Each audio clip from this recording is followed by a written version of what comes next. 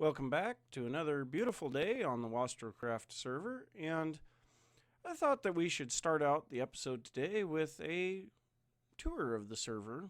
The server has been up for about a month now, and there's been a few things built around, and kind of like to see what everybody has built. Now, I have videos of me building my house, my barn, my hog house, the blaze spawner in the nether. I've also gone over some other work that I've done in the nether on the nether hub. And since the last video, I have added a track out to a desert so that we don't have to pull our sand up from the spawn area, make it look all nasty. So, I mean, that's kind of nice. So this building right here belongs to Dwaz27. He's got this really nice open design, not finished, but looks nice. Kind of reminds us of a modern church. He's got a little bit of storage and looks like he's trying to mine out the wall while he replaces it with sandstone. Probably ran out of sandstone. He's got a housewarming present here from Craig, and it's a chest full of eggs because Craig has added himself an automatic chicken farm. And so he's got all the eggs that he could ever possibly need. So right here we have the home of Wesley Wastrel, and he just has chests laying around in here and not a lot going on inside. Needs to work a little bit on decoration, but it looks different than all of the other buildings in Spawn. He's the only one that used acacia as a main building material.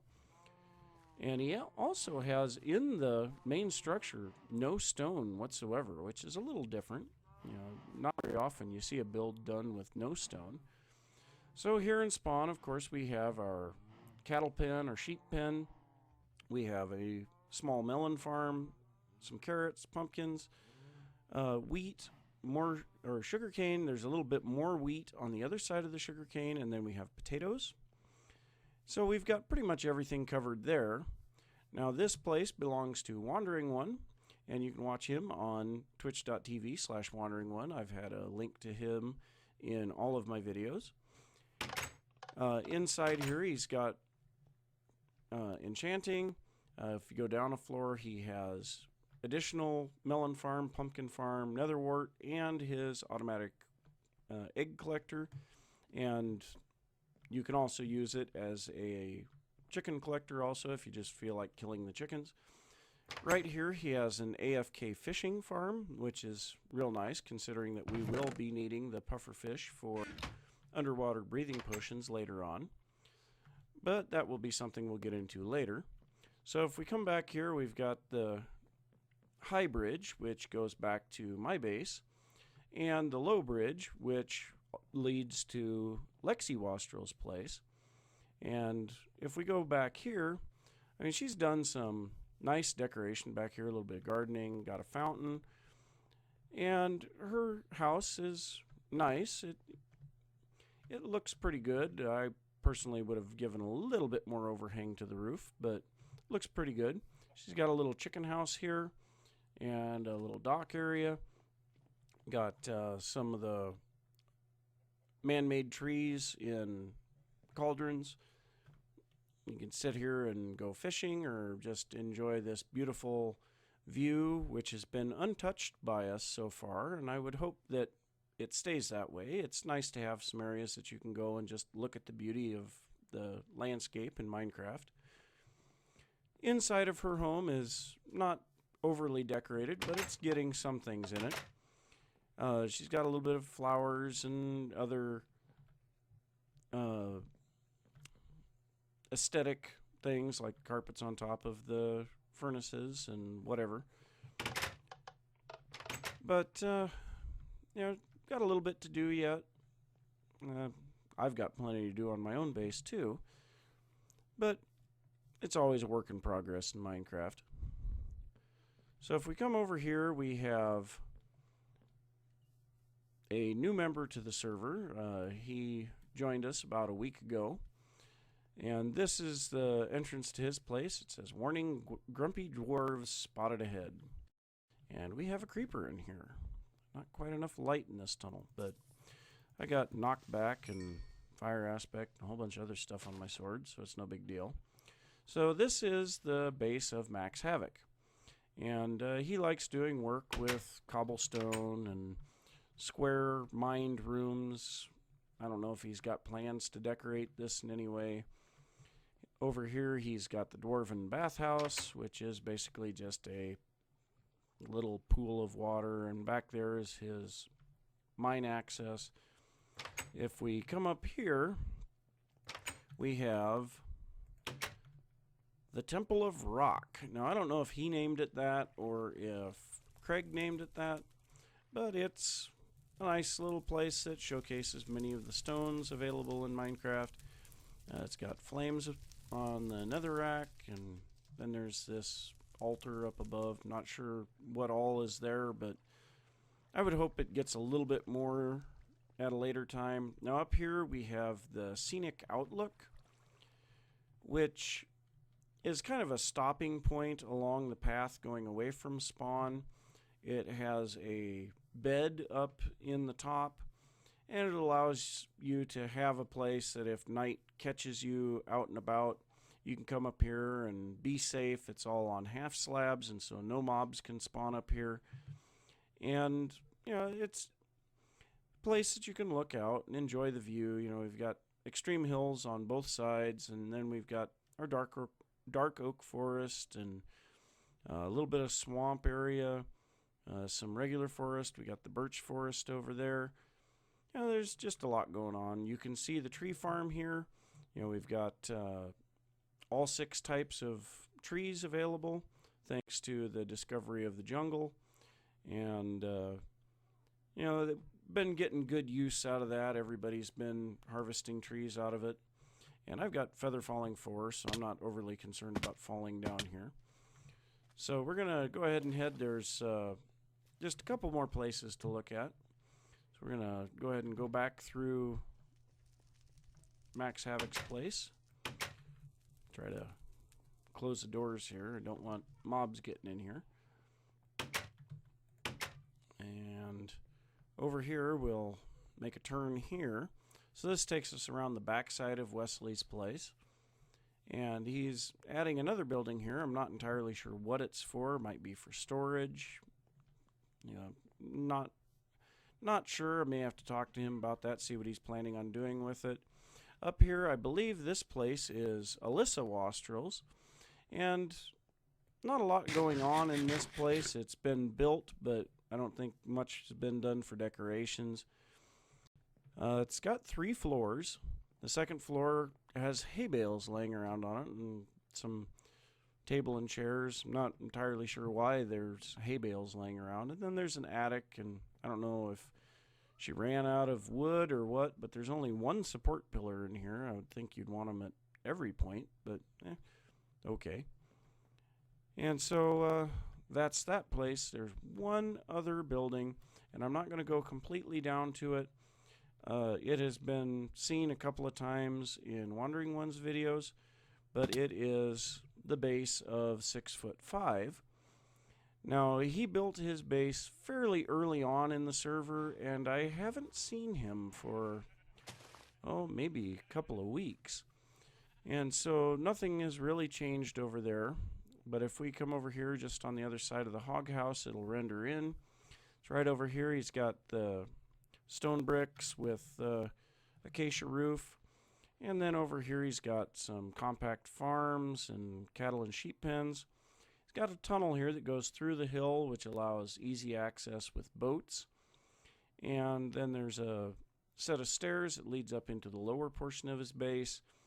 And there's not really a lot of decoration in there. The floor that is in the center of the screen right now has his bed in it, and you can look out from the balconies, and it's quite pretty looking out from it, but not a lot else going on. But that's basically it for the server. I don't know of much of anything else that has been built. There's been a couple of buildings out in the extreme hills that have been started and abandoned. I know Wesley started a castle and abandoned it, whether it was because it was just too big or he just wanted to be closer to spawn. I don't know for sure. I guess further out in the extreme hills there is a snow farm, And we don't really use that too much, but it's always nice to have access to that. So in the last video, I talked about what we're going to be doing in this video. Gonna make a storage system so that I can get all of these chests out of my upstairs and maybe start subdividing it, trying to make some decorations up here.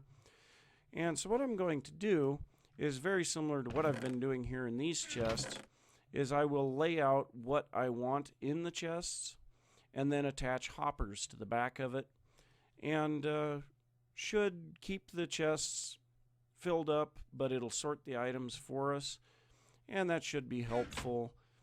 Gonna build that under my base, and I'm also going to build myself my auto smelter. Just gonna set up some hoppers going into some furnaces. I'm going to use the blaze rods that I've been collecting, which I have quite a few of already, so that I can smelt things. I'll have a couple of furnaces set up solely for turning cobblestone back into smooth stone, and have that running into a chest so that if I pull out half a stack of cobblestone or smooth stone, it'll immediately fill back up with the smooth stone, which would be good because well, when I'm mining out an area, I like to remove all of the diorite and andesite, granite, but a lot of times you want to replace those stones with, the smooth stone so that it looks good. You don't have mob spawns. You don't have to worry about getting lost when you're doing things. And so I think I'm going to get going on that, and I'll bring you back when I have something worth looking at. So this really stinks. So my pickaxe is just about ready to break, and I went to repair it, and it says it's too expensive to repair. Well, that really bites. So I guess what I'll have to do is make another pickaxe, and once again enchant it up, and we'll just see what we get here. Lapis. Been a little while since I've done any enchanting. So we've got Unbreaking 3. Probably okay, because it'll probably give me Efficiency 4 to go along with it. Efficiency 3? Okay. Lapis. So, over here in my Efficiency box, I have 2 Efficiency 3 books. So I can really easily add one of those to my new pickaxe and at least get it to Efficiency 4. Well, that's better than nothing. So I guess I'll just use this pick until it breaks, and unfortunately that's the way it'll be. So I'm going to go ahead and just keep digging here, and we'll be back in a bit.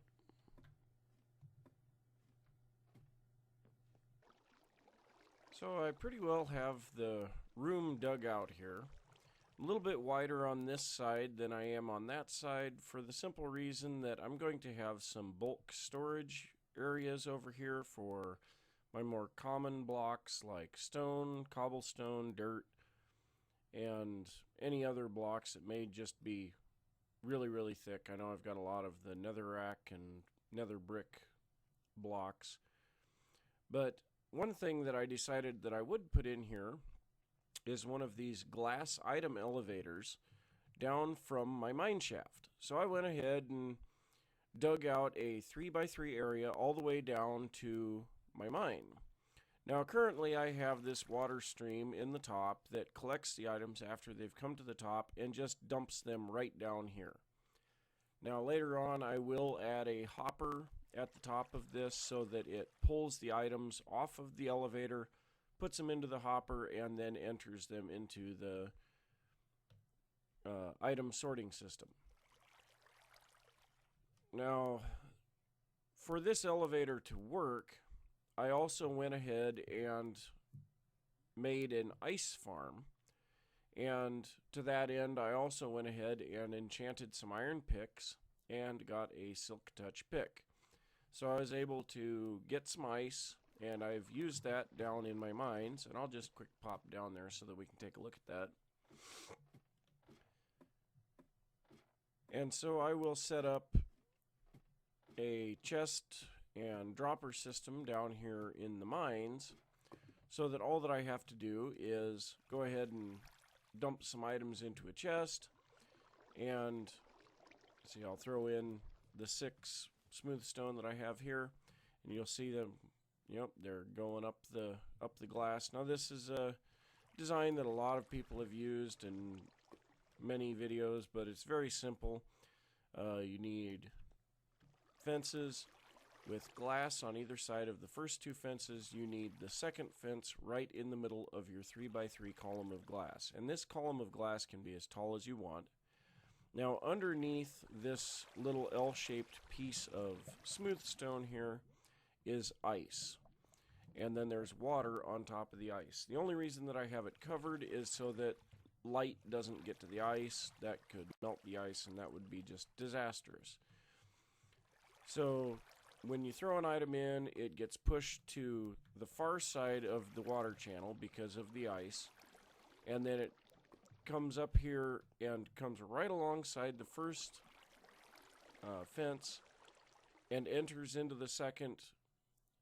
At that point, Minecraft glitches and the item is pushed up into the glass, and it travels up through the glass, and it'll end up at the top. So that, I think that'll be beneficial, so that I don't have to be coming up and down all the time while I'm mining. And then later on I can also hook that up to my slime farm. Well, I guess an update on the slime farm too. So this is the glass column here, but over here I have started to clear out the area for the slime chunk also. I'm starting from the top and working my way down, and I'm just going to slowly be working on that a little bit from time to time. Not a big pressing issue. I've got plenty of slime currently, so I don't really need a lot of it. But I am wanting to put in some slime block elevators to replace this ladder. So when I do that, I will need some slime. But so the next step, and see, there's my 6 smooth stone. So the next step, I'm going to go ahead and figure out what do I want to put down for the floor, what am I going to put down for the ceiling. I've got to make tons of hoppers, tons of chests, and I'm going to do a little thinking on that, craft up the hoppers and the chests, and I'll be back in a little bit. So I've decided I'm going to go ahead with sandstone on the floor and the ceiling. Now I am using smooth sandstone on the ceiling so that we don't have that ugly cobblestone texture in the sandstone. And then I decided to put these hanging glowstone lamps from the ceiling, but unfortunately they weren't providing enough light on the floor for what I wanted, so I also decided to go ahead and put a couple of rows of glowstone in the floor.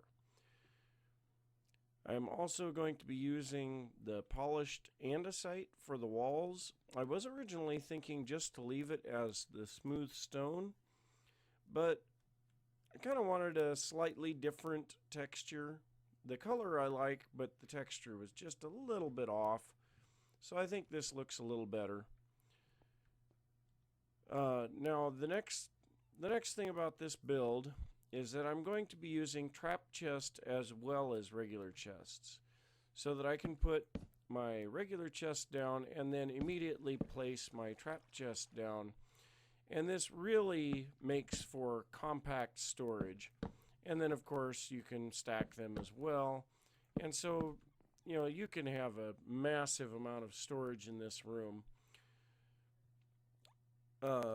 On this side here, I will be putting my bulk storage for the items like cobblestone, smooth stone, netherrack, anything basically that I'm going to have large quantities of. And those will be picked out of the system right away by the traditional redstone item sorter. And I will probably build that on camera just for anyone that doesn't know how to make it. But it's a pretty simple design, and it's tileable too, and so you can place in as many of them as you want. But you can't have storage like this compact of a chest setup with that item sorter.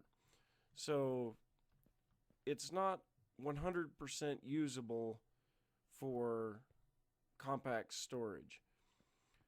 But unfortunately, I have run out of sandstone, and so I'm going to have to make a trip out to the desert and collect some of that up. And when I get that done, I will be back. So I have the room finished out here, and I'm ready to start with the bulk storage bins. So the first thing that I need to do is get this water stopped here, because water and redstone do not mix in any way. So I know I need 3 spaces away from the wall for my item sorter. So my main hopper pipeline is going to go right here. So I'm going to go ahead and just place 1 hopper right there. And then I'm going to point all of the hoppers into that. And then at this point, I'm going to point them back this direction so that the items will come up the elevator into the hoppers and then just start on their way around the pipeline. So now the next thing, I want to be 1 block away from the wall, so I'm going to put this right here, and then I'm going to place a hopper pointing into that block. So that block is the filter hopper, or that hopper is the filter hopper, and then I'm going to place 1 more hopper right there. Now this hopper will be the hopper that actually transports the items away from the item filter. Now if I were to put some items into this hopper right now, you'll see they immediately disappear and go into this hopper here. And that's not what we want, because that would make it to where the entire system, this first set of hoppers, would suck everything up that comes out of the entire system. So we will place a block here on the side of the bottom hopper. We're going to place another block underneath it, and we're going to place a redstone torch underneath that hopper. So now this hopper is powered, and if we place some items into this top hopper now, you'll see they just sit there. That's because when redstone is applied to a hopper, it can't accept an item. So the next step, we need to be able to turn this torch off when there's a surplus of items in that hopper. Now the way to do that, we'll make a funky little structure here, and I'll explain why here in just a second. So now we're going to come up here, and we're going to place a comparator on top of this block. Well, this is, okay, there we go. So the comparator reads the inventory of this hopper. Now right now there's 2 items in the hopper, so the comparator says, yeah, we've got items in the hopper, let's give you a redstone signal.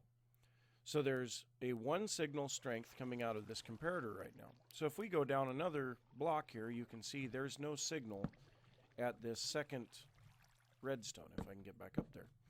So there's no signal at this second redstone. Now, coming out of a hopper, at 22 items in the hopper, you will still have a signal of 1. At 23, it will go to a signal of 2. So in this case, we have jungle wood in here. To keep anything but jungle wood from coming in, we just fill it with additional jungle wood, just ones at a time. And we can place this in, and at this point, this is 22 items. This is still at a signal strength of 1. Now, if we place in 1 more item, you will see now the signal strength is 2, and we have a redstone signal here. So, this is the easiest way to know that there are items coming into that hopper. So now this signal we are going to pick up with a redstone repeater, because this redstone is powering that block with a signal strength of 1. So the repeater will pick that signal up and power this block. That block will turn off the torch momentarily and allow one item to flow into that hopper. Once that happens, the comparator once again goes back down to a signal strength of 1, turning this redstone off, turning the repeater off, and allowing the torch to come back on, locking the hopper again. So if I place in a large amount of items, I didn't want to put in that many, but if I place in a large amount of items, you'll see it just keeps running, and it will keep running until there's 18 items in this first stack. And this is very useful for sorting off items that you want, and you can see the torch just came on, but sorting off items that you want to have removed from the hopper pipeline. So I'm going to go ahead and build a few more of these, and these are 100% tileable item sorting. I could place another one right next to it, and they don't interfere with each other. It's a very nice design. So I'm going to go ahead and build a couple more of these, and I will be back in just a bit. So I figured out the configuration for the chest behind this, and it is a big mess of hoppers and regular chests and trap chests. But I do have 2, 4, 6, 8, 10, 12 plus 13 chests. So 13 chests worth of storage, as well as 4, 5, 6, 7, 8, 9 hoppers worth of storage. So it's a pretty good amount of storage for such a small area. And I'm going to go ahead and place more of these out here. I'm going to put a space in between them just so that it's a little easier to work with. But this system, it uses a little bit of strange hopper positioning to move items around. Obviously, this is still the item sorter, but it comes into this hopper after it has left the item sorter. Now, this hopper can push into this double chest here on top, or this hopper underneath it can suck out of it. Now, the mechanics of hoppers say that it's going to suck to the bottom first. That pushes over into this hopper, and then that runs down through these first hoppers into here and then into the chest. Now, if that chest fills up, it will go into this one. First position it goes into is this side of the chest. That gets pulled down into this chest, and that one is emptied straight into this chest also. Once that chest fills, then it will start filling into this side, go into this hopper, go into here, and then make its way down. So if I wanted to put any overflow prevention on this so that we wouldn't have items messing up in here, the easiest place to do it would be either with this hopper right here or off of this chest. And right now I don't see any need for that. I only have 2 double chests worth of cobblestone right now, which is what I intend to put into this machine. But right now I only have 2 double chests worth of cobblestone, and I have done quite a bit of mining to get that much. So this should be sufficient for quite some time. I'm also going to have one of these for the smooth stone, so if I start to see any issues with overfilling on these chests, I will just start smelting the stone down, the cobblestone down into smooth stone, and that should alleviate a lot of the problems. Now also you'll notice that the glowstone is behind the chest, but the hopper acts as a transparent block so the light can shine through the hopper, through the chest, and still illuminates the area of the floor. So I will have chests at each of these. That will give me 4 of the bulk items. I'm going to do cobblestone, smooth stone, netherrack, and I'm not sure what I'm going to do on the 4th one.